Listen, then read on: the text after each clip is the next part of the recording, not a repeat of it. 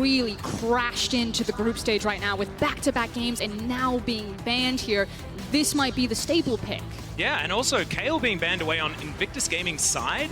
Not wanting to first pick that as it was the Shy, of course, that was so notorious for slaughtering his way through European solo queue on this champion. A different idea when it comes to that first pick as Kiana and the Pantheon, the AHQ bans. I'd expect something like a Syndra to come through here as the Renekton and the J4 were opted into on IG's side. Yeah, banning Jarvan, second most played champion for Alex, definitely going to be a big one. I have really liked his Olaf though, and we were talking about, hey, if you're going to try and get it done versus Invictus Gaming, try and throw some early game champions in there. Olaf has been comboed with Karma most frequently because you need that speed up later. The Ardent Center does a lot of work to really turn that into a whole composition.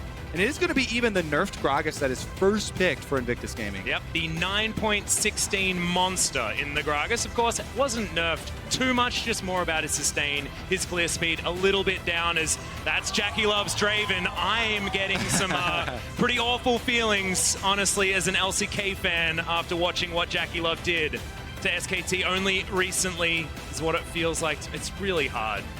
But before he locks it in, we do need a reminder that Gragas might not necessarily go into the jungle position. Battleland can also play the Gragas himself, and it looks like it might not be Jackie Love's Draven, but it could be Rookie or the Shy's Jace, just as prominent a champion for these two incredible solo laners. And my fingers are crossed for the Shy Jace, because anytime you want to see the Shy absolutely style in a game, absolutely take control from the top lane, Jace is one of those champions that comes to the forefront of your mind, mining those turrets, getting so much pressure for the team. Well, the Ezreal has been locked in, and I'm actually on the other side of this one. I actually think Rookie's Jace is extraordinarily oppressive in the mid lane. He lets no one have fun when he's piloting that champion, but I guess you can't really go past the Shy when it comes to control as the Akali locked in for Rainbow or Ziv. And I would like to point out that a lot of the top and mid laners that I've been watching in solo queue have started putting in time on Ezreal's solo lane. Yeah. So we should keep the door open here for either to be...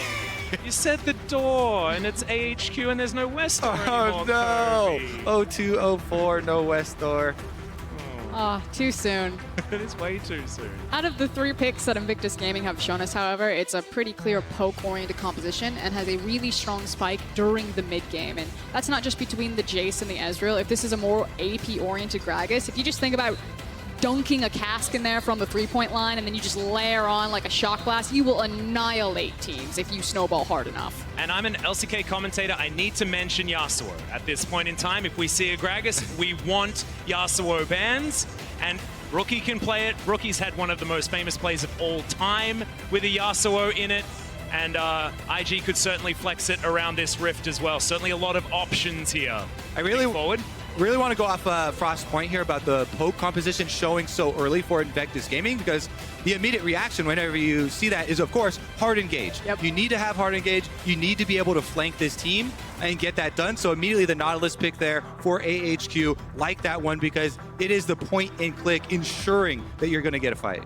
Well, the Alistair locked in response to the Nautilus that AHQ just locked away. The Gangplank now being considered for the Shy and is locked in. A lot of physical damage, but I think that means Leon is going to be doing so much on this Gragas because no one wants to build magic resist. He might be doing true damage to people on this pick. And it's also the fact that he has mixed damage solo laners now with him bringing the AP jungler and then the Gangplank and the Jace in between him. So the ability to look for the 2v2 there, it's going to be really hard for AHQ in the early game to itemize against that effectively, especially if he is that more damage-oriented Gragas that you're talking about. So right now, this looks pretty clear-cut that this is mid lane bouncing to top lane between Jace and GP for this Gragas. Well, that is going to be the Gnar locked in. Certainly a lot of comfort here for Ziv. Gnar versus Gangplank, something we've been seeing throughout the play-in stage and has been something used to try and weather that storm. But you've seen Gangplanks actually be pretty comfortable in the Gnar matchup, despite it historically being relatively good for the Gnar.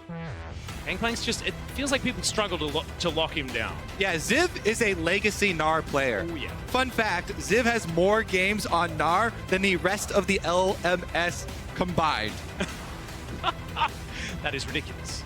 Absolutely ridiculous. And now going to be playing it again, but up into the Shy. Still going to be a very tough ask. We'll see whether he can utilize that range advantage to get things done. As we look down on these compositions, I'm actually just straight up terrified for AHQ because of the amount of aggressive options IG have. Feels like they can just poke, poke, poke, and then when they want to go in, they can just go in at any point. I mean, to be fair, AHQ also have an incredible composition, again, kind of at level 6 with all of these key ultimates, and then on the first buy for their itemization. Kaisa, particularly for for itemization number 2, but I feel like, again, mid-game focus comps. Well, let's see how it goes as we get into game 3 of the day. Invictus Gaming versus AHQ.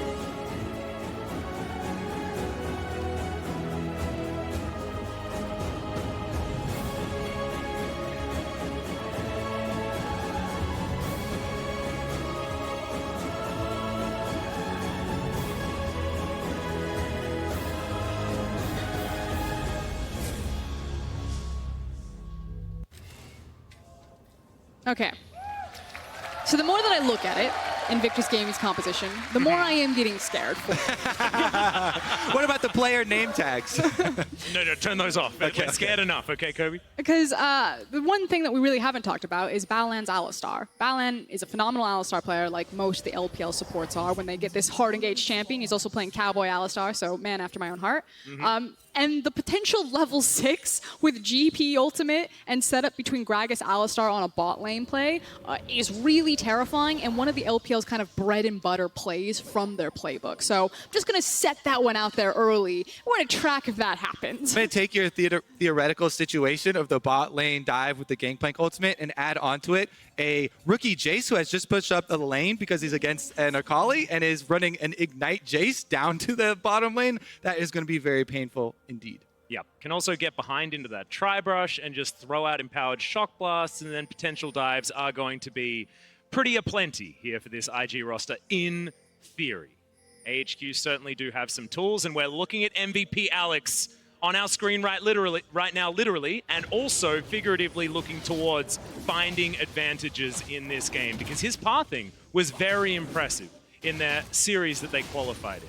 Yeah, I feel like if anything happens for AHQ, it will start with this guy in the jungle. Now, thinking about AHQ as an organization, they've only missed Worlds once since 2014, and that was just the last year when the LMS collectively went 3-15 with Flash Wolves, G-Rex, and MAD as the representatives. So, unfortunately, while we want to talk about kind of the rebuild of AHQ, their rebirth onto the international stage, it feels like all of the LMS teams are standing in the shadow of the failures that the LMS made last year at Worlds. So, expectations are very mixed for this squad. No one really knows where their ceiling is, but I assure you, Alex is a good player. Yeah, and Ziv, he's done this before. He's been playing on this team, I believe, since 2014. He's been around the block for a very long time, and I know the LPL organizations have been trying to get Ziv for quite a while. Yep. And we talked a lot last game, about the Rage Bar and managing that. It does become extremely difficult in this setup as well, because you also have to get a flank on this team to be able to find that engagement. But HQ and Ziv have played this champion so often, they're very accustomed to playing around it. Well, Rookie does have that shove that you were talking about. Hits level 3 before Rainbow, of course, but an Akali underneath the turret is something you'd expect in a ranged versus melee matchup. And in fact, anyone under their turret versus Rookie in the early game seems to be what you would expect just in general. And this is very micro, but watch what happens when there is a cannon, although I'll hold it. No, Alex isn't going to gank him. When Rookie is playing across from a cannon minion on Rainbow's wave, he'll actually step up and he'll try to make the cannon creep deny as much CS as possible from Rainbow. So anytime you see those cannons come in, watch how these mid laners suddenly go hyper aggressive to try to get that cannon to deny everything.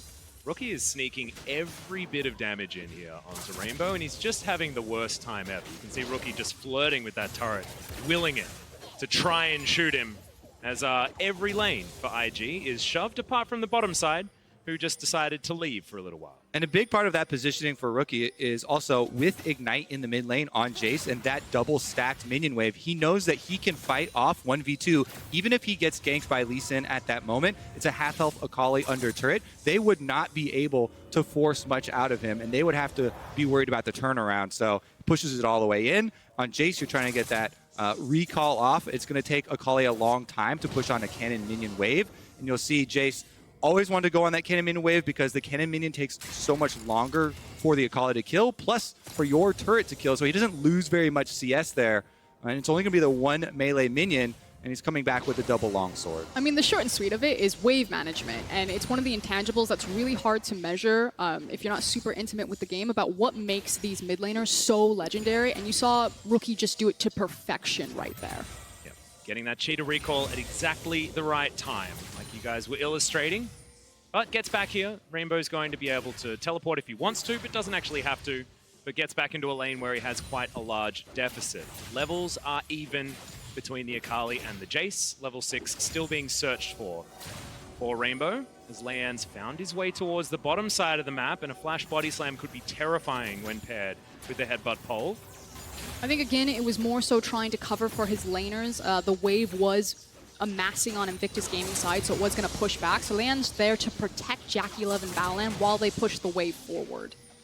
Rookie trying to sneak in as much damage as he can, but Rainbow actually utilizing the Shroud very nicely to get a good trade. Now Alex will turn up. Very even in health bars. Jungler's not going to decide to pull the trigger. I just want to highlight Rookie there. You can see him. He always hovers to the side where his jungler is. Leanne is on the bottom half, so even though there was a pass from Alex on the Lee Sin and a possible look at a gank, it's completely avoided there. He goes in, popping the Scryer's Broom. They'll know that he's gone for the possible invade. So far, a very quiet early game. We'll see if Alex changes that up with the second pass. Yeah. Nope. Not going to throw the Q out, just safeguards back. We'll get back towards his jungle. But it feels like all three of our games this opening, outside of that one level 1 play by Fnatic versus SKT, it have been very controlled early games that kind of wait until level 6, wait until the teleport timings are there, and then all of the action happens. So if we go back to that level 6 play that we're talking about, GP now has his ultimate available to him, and I think we're getting closer to that window where Invictus Gaming are preparing to pull the trigger on a play. Feels very cookie cutter here from IG, though. It's not anything fancy in the composition. We've seen all of these picks before, so we have an idea of when they want to be fighting, and I feel like this is sort of your quintessential poke comp in the mid game, that you can get people low, you can force resets, and then you can go for Barons utilizing it. And it's our first game so far without a Kayle, so we don't have that, oh, well, there's an inevitability, we know who's going to win in the late game. This is a little bit more up in the air with who's going to have that power based on what the positions of these teams are when we move into that mid and late game. Trying to build up and get to their offensive poke that we were talking about in Champion Selects. Lethality already picked up here for Rookie on Jace, so the Empowered Shock Blast will leave a mark for sure. You can see already Rainbow trying to answer that, anticipating, building the arm guard for himself, trying to get some more armor to deal with the onslaught of damage that is being put out by Rookie in this mid lane, and really the point of control for IG. And I think the question is hold it. Oh, yep, they got him. Trouble first blood. It's just Jackie too far up and destroyed. Yeah, even caught the observers off guard right there. So Jackie Love wasn't the only one kind of head scratching after that. But like you're saying, his support walks away from him and immediately AHQ strike. Well, in goes Leanne. He's got the Predator. But Rainbow's safely underneath his turret, and Alex was even in the area to try and get that counter gank. That is exactly where AHQ want that money too. I mean, Waco has been the one to deal the most damage for this team. He shoulders that burden. He has also had the highest kills plus assists pre-15, so no deviation here. They're able to get it, and they didn't even have to flash for it with Nautilus. Invade for Alex, not going to deny the blue buff to Rookie. What you're looking for there is trying to force the enemy jungler to smite it away, so hopefully the Jace doesn't have infinite mana, but now it is still going to go in the right place for Invictus Gaming. Jackie Love punished for the aggressive arcane shift, and what a hook! Well, there's the kick flash, and Rookie gets tagged up, tries to get the kickback, but just waits for his time, and Alex will help secure it for Rainbow. Yeah, this is now in the mid and bot lane that AHQ are the first ones to strike, so now they can start leveraging some of this control. They also have the TP, and now it's top side. Doesn't find the wallet, but the Shy does take a turret shot, moves out of the way of the boulder toss, as well as the Shy pretty comfortably avoids a lot of the damage of this Meganar. And you can already see what a different team this Invictus Gaming is. The fact that AHQ slam them bottom, mid, and also get the best of them in the top lane that opens up this Mountain Dragon was just not something you would say of the Invictus Gaming of past, but excellent work from AHQ in the first 9 minutes of this game. Exactly. I mean, with the first Akali ultimate, they're able to get the kill on the rookie. 3 members converge. They get the objective afterwards. Waco and Ysera punishing the offensive arcane shift from Jackie Love immediately. AHQ definitely starting out on fire here. Yeah, it's nicely done stuff. And as well, this is Waco picking up the more AD-focused Kai'Sa build. We haven't seen too much of this. It's all been about the 3-item power spike, but this one is going to have that evolution on the Q much earlier. And in fact, I believe completed already, even though he's just level 7. So as you can see down to the bottom of your screen, very, very close to getting that evolution. See where AHQ are going to go from here because they have a slight lead, almost towards 1,000 gold. But if you are the world champions, you're not going to get too worried just yet. Their composition just in general will get stronger before it gets weaker. I think there's an issue where Alex had to extend his flash to secure the kill on Rookie, which should slow him down. I want to see how capable he is to create a play like that without having access to the flash, which is why I'm glad to see him team up with Ysera there. Because now if you have a Lee Sin and a Nautilus running into the mid lane and looking for potential kills, that means that Alex isn't punished for not having that flash as kind of the only playmaker outside of the Nautilus for this team. Well, speaking of the Nautilus, he's in this mid lane, waiting for an opportunity. Alex has started off the Rift Herald as Leon is going to move on over. Troll Ward's going to be shared here as Alex decides that he doesn't want to stay in this pit. Shelly's being held onto for a little while, but Leon does move himself out of the way. So Shelly's going to reset. IG just denying that one from happening. Yeah, I mean, they have to back off here because there is a teleport discrepancy in the bottom lane. Jackie Love is answering right now, but it is AHQ that have the extra teleport here, so they cannot take that fight. Kai'Sa teleports up. It will be a numbers disadvantage. What we're jockeying for here is the priority in the mid lane and the numbers discrepancy that Kobe just highlighted. And so AHQ did a wonderful job being patient, always going back to the lane, shoving it back against Invictus Gaming before moving first into the river to secure this. So cleanly played, and it feels like they've choked Invictus Gaming out of this area to take not just the Mountain Drake and early kills, but now also the Rift Herald on top of it. Really impressive stuff here. Alex comfortably picks that one up, and Leon's just back in his jungle. They gave that one up. They had the Cannon Barrage available. They could have decided to utilize something, but they're holding onto these cooldowns so that IG can get something more as this game goes on. They still have a lot of, solo lane power in this Jace, in this Gangplank. You can see the Shy still with a slight advantage over the Gnar.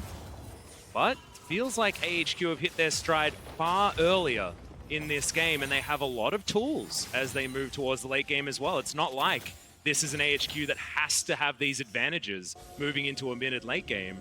This is pretty comfortable for them. Yeah, and even though the Shy is banking up there on Gangplank, Ziv, a veteran Gnar player, once again, starts with the Cole. It's about to pop here. 15 more CS for him, and he'll be able to get a cash in as well. See how well they can actually use it to find those teleports, those flanks that we were talking about to get the engagements. Because right now, HQ are set up actually very well for the arrival of this Infernal Drake. Minute and a half left into the future, and they have all summoners, all ultimates ready. And they also have the Rift Herald, and my question is, where are AHQ actually going to use it on the field? Are they going to use it for a plate gank, or are they going to use it to get control over this Infernal that will be spawning, to force Invictus Gaming to respond? Whoa. There's a flash dredge line. Leon is going to get depth charged as well. Will flash out of the way. Rookie now finds himself on the wrong side of the rift as the Cannon Barrage used defensively to stop AHQ from pressing further forward.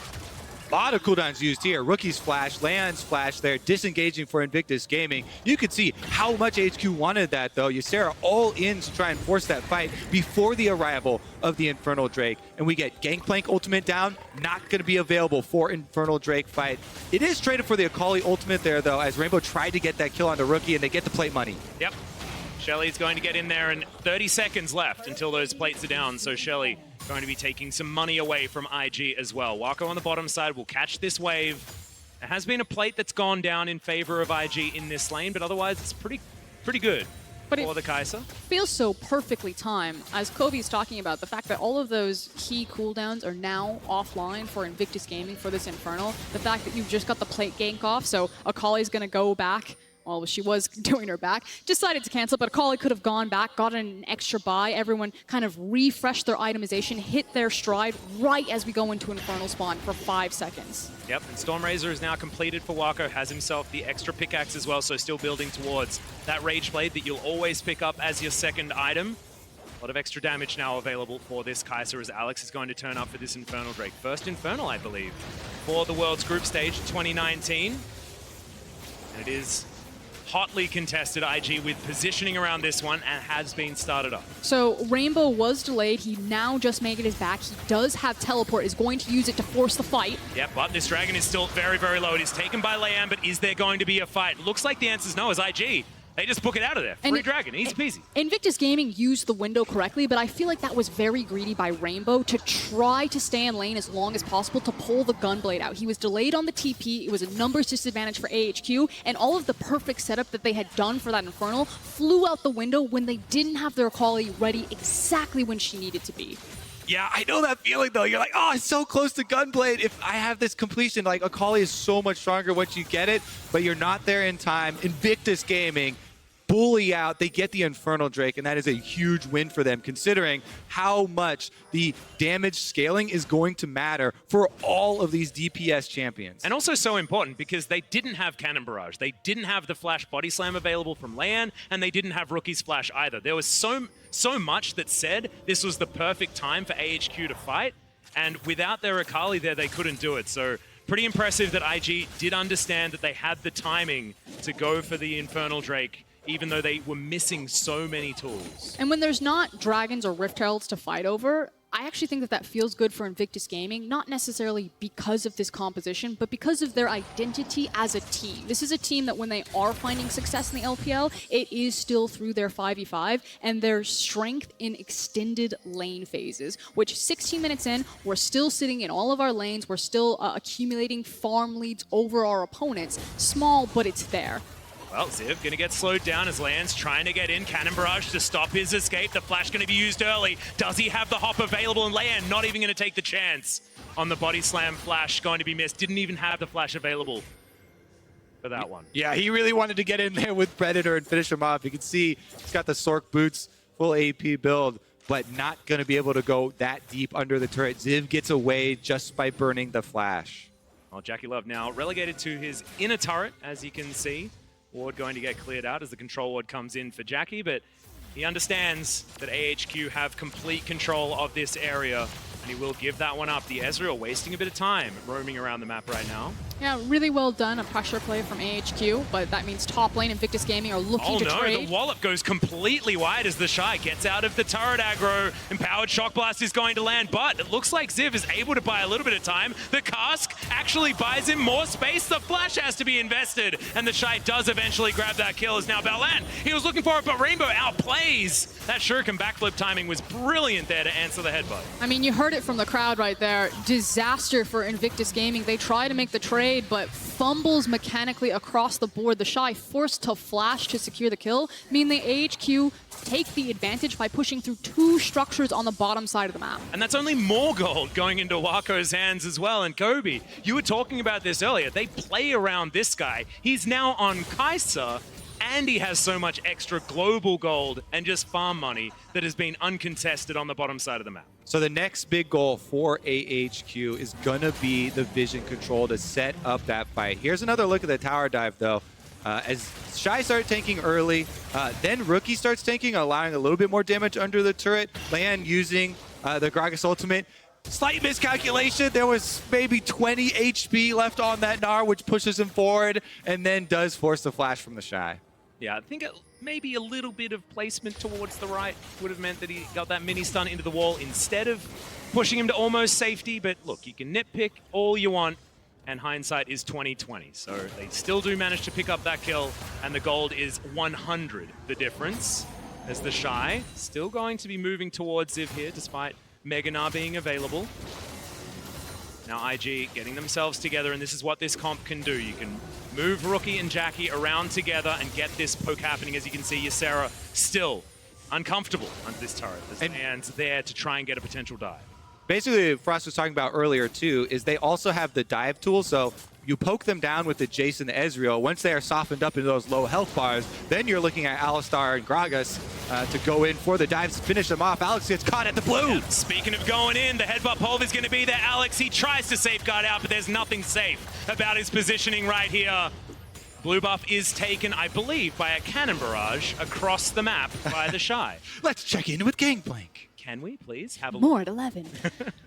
That said, it's There still it a cross-map trade. It's the fact that Rainbow is able to pick up the top tower, whereas the mid tower still stands. So Invictus Gaming do feel like the entirety of this mid game, they've been playing behind the ball. That it's AHQ who have control, they're setting the pace on the map, they're dictating how Invictus Gaming are responding to them, and IG have yet to kind of team up and really force HQ. Well, Wako actually going to throw out the ultimate there, misses the Void Seeker onto Jackie Love, and that's going to mean he survives as now Leon's looking for it. Ysera going to try and trade his life as in goes Rainbow. He's diving, but the CC is too much. Underneath the turret, he does eventually get there with the perfect execution, and it looks like he's able to get out as Leon is going to flash forward. The body slam says no, as Rainbow is put in the death chamber, but a 1-for-1 feels pretty good. Ysera flashing over the wall to get himself to safety, as it's a messy fight, but the Shy is able to take down the Nautilus. Now, the poke should be able to get some work done, but Wako safely underneath his outer turret, and this is getting messy on IG's side. Yeah, and with that extra shock blast landing and the health bars too low for AHQ, it will be the Ocean Dragon for Invictus Gaming to pick up. Jackie Love, aggressive E forward, and Wako's like, you testing your luck, friend? Eats the full Q from the Kaisa, and then is now playing from the back foot. Well, we're on the Baron. For AHQ, they've decided that they don't want the Drakes this time around. It was an Ocean as well. They do eventually peel off, but that was a cool way to come back into the game out of replay. Yeah, testing your limits there. See if Baron's up for it. Looks like not there, as Invictus Gaming got a full reset, so you definitely don't want to take your chances there. And they punish, actually, with that wasted time starting up Baron, means Invictus Gaming get the mid turret down, which opens up so much of the invade territory. I want to say medium risk, high reward. Losing the tower doesn't feel great, but if it's not warded, and they do get the Baron, which Kaisa melts that Baron pretty fast, especially now having 2 items. She's very powerful. I'd say it would be worth it if they got it. Yeah, I like it.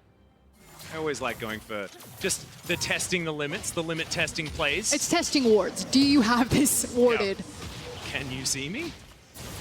The answer was yes, so IG do manage to pick up that outer turret. Once again, Jackie Love dives in. This time, avoids the dredge line. But I feel like he's doing that too much, guys. It's making me nervous. Arcane Shift was nerfed, guys. It's got a really long cooldown now. Jackie Love has definitely been punished several times already this game for that. We'll see if they can now group up, though, because we keep on talking up this poke here, and we've got Rookie with his 3 lethality items stacked up. So, again, this is where they really want to make use of this composition between 20 and 25 minutes. Group up, try and get a lot of that poke to land. And you can see it definitely will have an effect on all of these champions. Very big, again, that Invictus Gaming got that Ocean Drake after the mid-fight, because denying that regeneration from AHQ means that this poke is going to stick. And just as Kobe was talking about in Champions Select, that means that the counter to it is the hard engage. So can AHQ find it as this could turn into a That's a high-value fight? stopwatch right there as Ysera flashes but doesn't actually get out of the way. Rookie just deletes him. The Nautilus not doing anything in this fight as Rainbow looking for more. It's Alex that picks up the first kill. The Shy no longer able to participate, and IG have them where they want them. The poke is registering as Jackie Love gets over the wall. Ziv can't get in for the Gnar into the wall as Wako very low after the True Shot barrage, but he's going to survive. Yeah, Definitely some head scratchers there. Invictus Gaming do brute force through the fight, though, are now trying to siege onto the mid lane. Yep, and more poke is coming out. The back is going to get fully channeled. Wako making his way back forward, but this is the just reward for IG. Taking down the inner turret just because the health bars are too low on AHQ. Again, another skirmish. Ocean Drake on the side of Invictus Gaming. They can push down one more while throwing out more of this poke from Jace and Ezreal, forcing AHQ backwards. And Now it's going to be the next Drake, 2 minutes time, the Infernal Drake. If IG get that, it's going to be so difficult for AHQ to survive these poke battles. The siege is going to be too strong as we have a look at this moment yet again. Ysera, some interesting moves, but the stopwatch definitely good to start it off. Yeah, and then there's kind of this questionable flash. He's trying to avoid the burst damage from JackeyLove, but unfortunately just gets blown up anyway. Now that said, it is a 1-for-1 trade on the back half because Alex some sweet moves with the Lee Sin to find the Shy out of position, but... Yeah, I think it might have been a flash depth charge attempt, but vision was an issue. Have to have a look from his perspective in order to truly understand, but did certainly look funny, flashing for no reason after getting hit by a Mystic shot. Yeah, I mean, Invictus Gaming really putting on the pressure here. I have to say, though, if AHQ make a big play... Now the Dredge line going to come in, finds the R button this time, does Ysera, but Ziv, he's gotten forward. That Naba pretty close to being full, but not quite able to get in there and really get the disruption that they were looking for. AHQ turn tail once again, and IG continue the pressure. A huge issue that will happen for this game for both teams is kind of which way the vision is facing. Invictus Gaming's composition works really well even if they don't have control over an area, if they have vision of the area. Because obviously, fish in a barrel if AHQ are grouped up either on an Infernal, on a Baron, and then Invictus Gaming can just fling all of this poke at them. Whereas for AHQ, I actually think they're going to need to be really reliant on not front-to-back engages, but flanking engages. When you're against a team that can disengage so well as Invictus Gaming's comp, they need to get more creative about how they're forcing a 5v5 and how they're using these hard engage tools like the depth charge and the Mega Gnar. Now that Infernal Drake is available, 15 seconds, and that one will be up. There are 2 points on the map that IG and AHQ need to be fighting around. Already Alex trying to get down there, does have himself a control ward so that they know what's happening, and Rainbow's making his way up the river. IG with control of mid, of course, taking the inner and outer turret. The AHQ don't want to give this one up.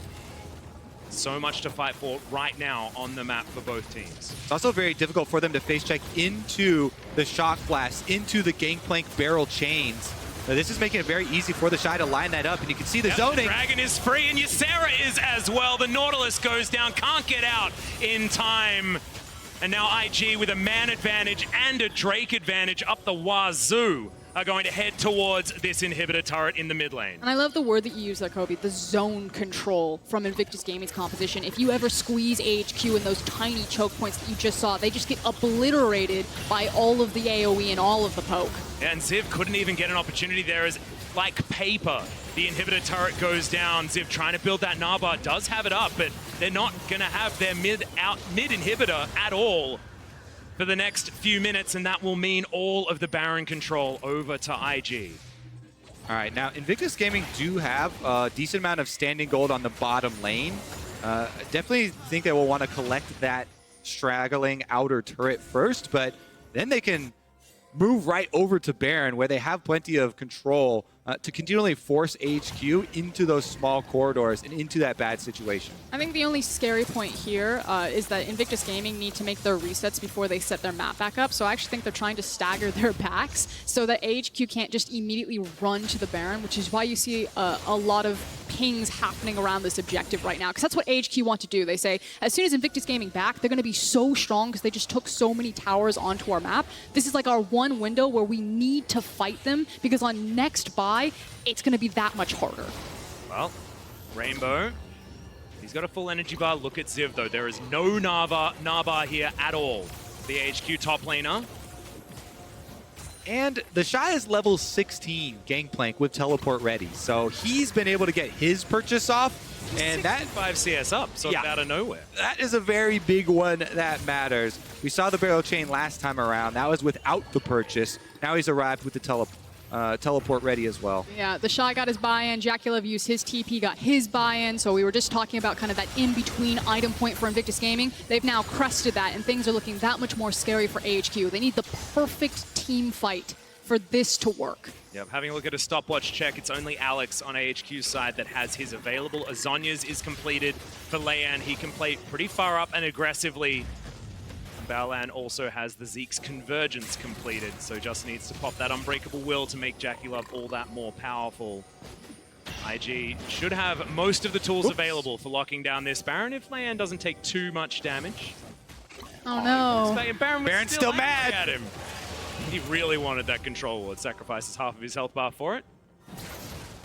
They're gonna start it.